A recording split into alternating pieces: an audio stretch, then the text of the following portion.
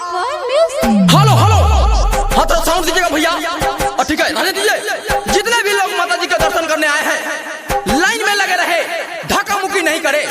एक आवश्यक सूचना, जो लोग माता जी के पंडाल में बीड़ी सिगरेट का धुआं उड़ा रहे हैं वो अपने आप को काबू में रखे, वरना जब मेरा हटेगा तो सबका फटेगा।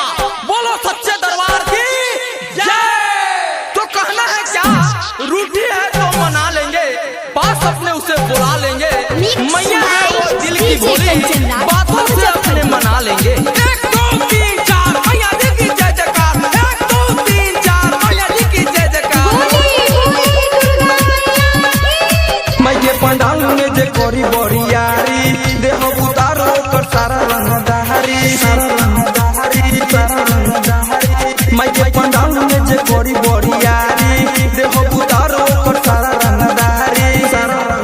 सुनो माई के जे कर जे हाथ उठा के बोली।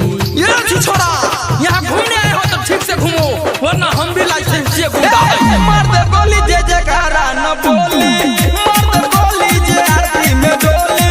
मार दे गोली जे जयकारा न बोली, मार दे गोली जे आरती में डोली। आरती में डोली। हाँ तो कहते हैं भैया, नीम की लकड़ी कोई चंदन से कम नहीं, नीम की लकड़ी कोई चंदन से कम नहीं, और हमारे मैया के दरबार कोई लंदन से कम नहीं। एक बात सुन लो, सोजल बा पंडाल प्यारा, लखन के नइखे गुजारा। लइकी के जे यहाँ छेरी, अबे न पाई दोबारा।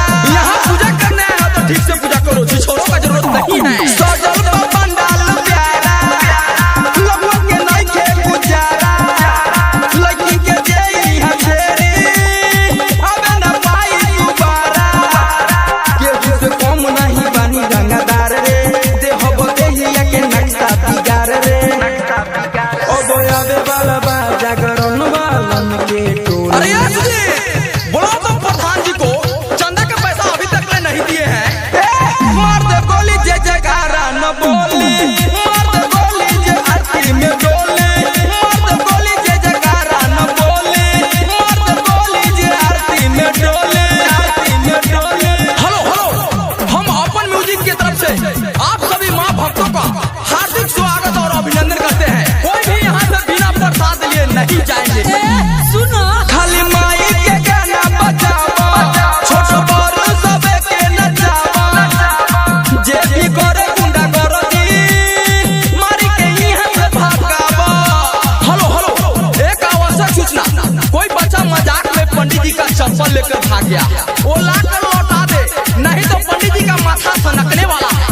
खाली माई के गाना बजावा, छोट बड़ सबके नचावा। जे भी करे गुंडा गर्दी, मारी के यहाँ से भागावा। देव सुनील के बाजी खाली गहना, मैं के चित्रंगन भी भइल दीवाना। चला हो सब माई के आगे फैला रे